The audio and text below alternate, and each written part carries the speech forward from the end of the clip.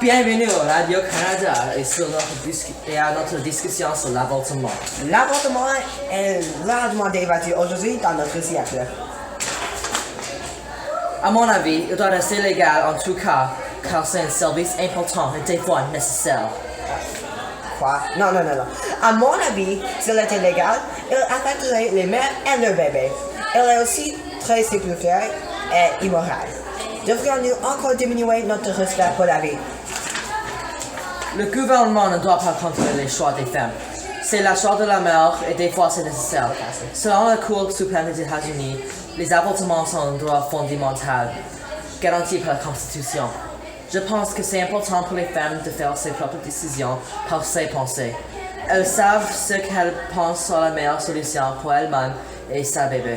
L'avortement n'est pas nécessaire. Il existe beaucoup d'alternatives. Si une femme devient enceinte, c'est généralement sa faute. Et elle serait responsable du bien-être de sa bébé. Puis, au sujet du viol, il y a plein d'options disponibles pour que le bébé puisse être pris par quelqu'un d'autre. Si l'avortement devient légal, ces alternatives seront moins communes, affectées par un problème évitable. Si l'avortement était légal, ils vont être plus sécuritaires que la mère.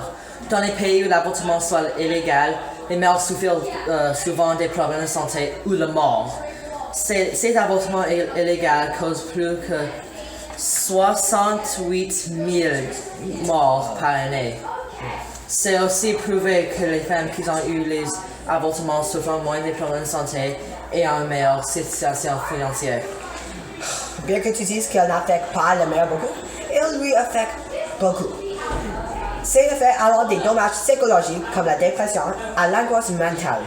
Des autres répercussions, y compris des choses qui affectent la vie quotidienne d'une femme, comme le rythme cardiaque irrégulier et des sautes d'humeur.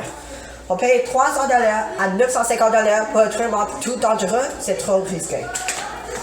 Dernièrement, avec les avortements légaux, il y aurait moins de souffrance pour tout le monde. Il existe d'évidence qui montrait que les femmes qui ont reçu les avortements deviennent plus contentes et en santé comparé à les femmes qui n'ont pas fait, qui en sentent le regret. Si le bébé n'est pas né ou abandonné, il ne va pas souffrir autant.